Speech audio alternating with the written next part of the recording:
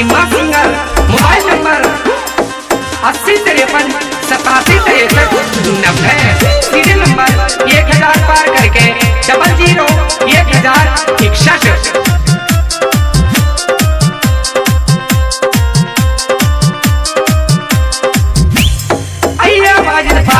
DJ पे बाजा गीत सुन लो चल के मेरा रे। अरे बाज पाट का डीजे पे बाजा गीत सुन लो मेरा रे। अरे डीजे आगे में तो नाचूं धुआंधारे। अरे डीजे आगे में तो नाचूं धुआंधारी। मेरा तो दिल पे यूं छारी। मेरा तो दिल पे यूं छारी।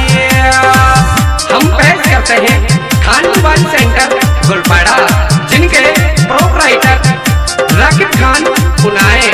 Mobile number 9772313431।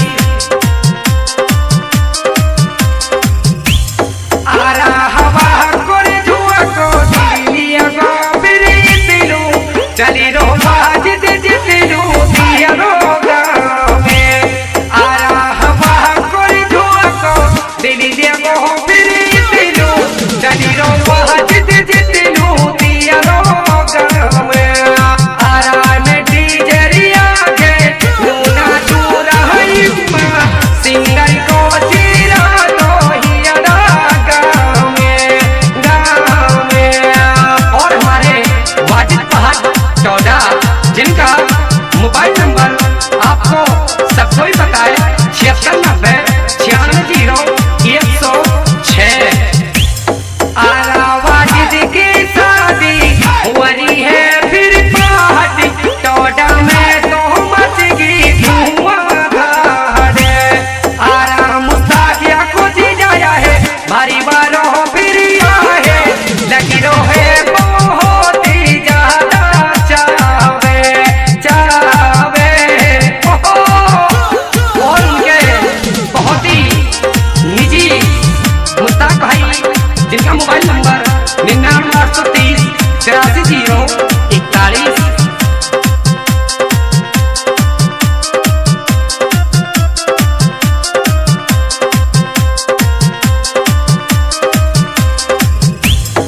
अरे जाने जिंदगी वाजिद के करती नाम में। अरे वो तो पहाड़ी गाँव में टोडा गाँव में। अरे धूमी मचली दुनिया में वाजिद पहाड़ को बताया टोडा गाँव में।